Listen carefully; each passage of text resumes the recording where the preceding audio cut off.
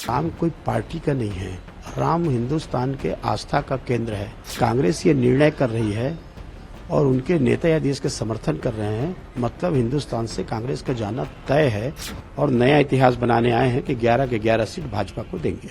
जी, नमो app को लेकर के कल हमारे राष्ट्रीय संयोजक चहल जी आए थे और जिस प्रकार से मोदी जी के चाहे मन की बात हो, नमो ऐप हो, जिस पे सारे कार्यक्रम आ रहे हैं, तो एक वर्कशॉप उसमें किया गया कि जिससे अपने कार्यकर्ता है, सांसद है, विधायक है, उनको एक संक्षिप्त जानकारी दी गई है और निश्चित रूप से इसका लाभ पार्टी को मिलेगा। और हम लोग चाहते भी हैं कि आज के समय में जितने हमारे आधुनिक संसाधन हैं, उसकी जानकारी सबको होनी चाहिए। सर, सीपीएम लीडर है सीताराम येचुरी, वो कांग्रेस के स्टैंड को वेलकम कर रहे हैं, जिसमें कांग्रेस ने बॉयकॉट किया है इनविटेशन का। देखियो, देश के जनता आज कांग्रेस के साथ में नहीं है और जिस प्रकार से कांग्रेस के निर्णय आ रहे हैं, मुझे लगता है दुर्भाग्यजनक स्थिति है।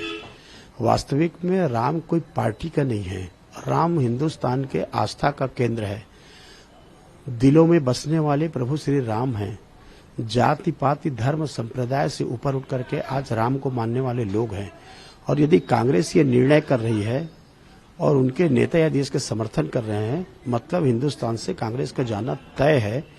जिन्होंने राम को छोड़ दिया और राम ने जिनको छोड़ दिया, उसको बचाने वाला दुनिया में कोई नहीं है। सर, प्राण प्रतिष्ठा वाले दिन भी लेके आप लोग की कोई तैयारी है? प्राण प्रतिष्ठा को लेकर के हम लोग का प्रयास यह है कि भगवान राम जब वनवास के बाद अयोध्या लौटे तो उस दिन उनका जो स्वागत हुआ गया था, यह दीपावली का वातावरण पूरा देश में हो, घर घर में दिवाली जले। जो वहां से प्राण प्रतिष्ठा होगी उसका लाइव भी होगा और उसके साथ में मंदिरों का साफ सफाई की योजना भी बनाए गए हैं कि हमारे हर एक नेता, चाहे वो मंत्री लीडर हो, चाहे जब मतदाता हमारे विधायक हो, सांसद हो, संगठन के लोग हो, कहीं न कहीं मंदिरों में जाकर के स्वच्छता अभियान चलाएं और उसके बाद में 22 तारीख को दोपहर को कार्यक्रम बढ़िया करें लाइव और शाम को बहुत लाइटिंग की व्यवस्था, रोशनी की व्यवस्था, दीपों की व्यवस्था, दीप मालिका सजनी चाहिए। एक अयोध्या की तरह, दिवाली की तरह पूरे देश दिखाई देना चाहिए। कांग्रेस ने बीजेपी को इनवाइट किया है भारत जोड़ो न्याय यात्रा को ज्वाइन करने के लिए और नॉर्थ ईस्ट में जो डेवलपमेंट हुए हैं उसको चैलेंज किया है। देखो, नॉर्थ ईस्ट में जो डेवलपमेंट हुआ है, आज नॉर्थ ईस्ट बोलने लगा है कि पहले वहां क्या स्थिति थी, आज वहां क्या स्थिति है और उनके बुलाने से, उनके बोलने से कुछ होना नहीं है। इसके पहले भी किए थे।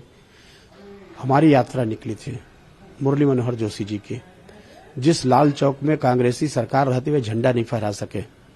आज इस बार का गैदरिंग आप लोगों ने देखा है नए साल में, कितना लोग वहां पर शोर शराबा के साथ में और उत्साह मनोरंजन के साथ में कार्यक्रम किए।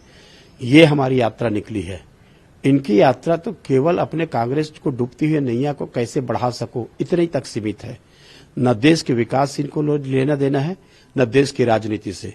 जिस नॉर्थ ईस्ट की बात करते हैं, आज नॉर्थ ईस्ट यदि वहां का डेवलपमेंट दिखाई दे रहा है तो ये नरेंद्र मोदी जी का योगदान है, भारतीय जनता पार्टी सरकार का योगदान है। सर, कांग्रेस की यात्रा इस बार छत्तीसगढ़ से भी होकर गुजरेगी, तो इसका कोई इम्पैक्ट देखते हैं लोकसभा इलेक्शन पे? देखिए, लोकसभा इलेक्शन पे कोई इम्पैक्ट आना नहीं है, लेकिन देश में यात्रा कर रहे हैं, कहीं न कहीं प्रदेश से गुजरेगी, इस बार गुजरेगी। कांग्रेसियों को उसका अच्छा समर्थन करना चाहिए, स्वागत करना चाहिए। उनके नेता उनसे प्रसन्न हो, ये जुड़े रहें। इसके सिवाय यहाँ की जनता को उससे कोई लाभ नहीं होनी है। सचिन पायलट इसी में पूरे 11 सीट जीतेंगे बोल रहे हैं। देखिए, सचिन पायलट जी की मजबूरी है बोलना, क्योंकि उनको प्रभारी बनाया गया है। मैं याद दिलाना चाहता हूं, पिछले 18 के चुनाव में राजस्थान में बहुमत आई थी और मुख्यमंत्री के लड़के को भी उन्होंने हराने से नहीं बचा पाया, वो भी हार गए। जितने सीटें थी सब हार गए, खाता नहीं खुले सरकार रहने के बाद। तो जो छत्तीसगढ़ प्रदेश में आए हैं उनको भी मालूम है कि खाता यहां नहीं खुलेगी और नया इतिहास बनाने आए हैं कि 11 के 11 सीट भाजपा को देंगे।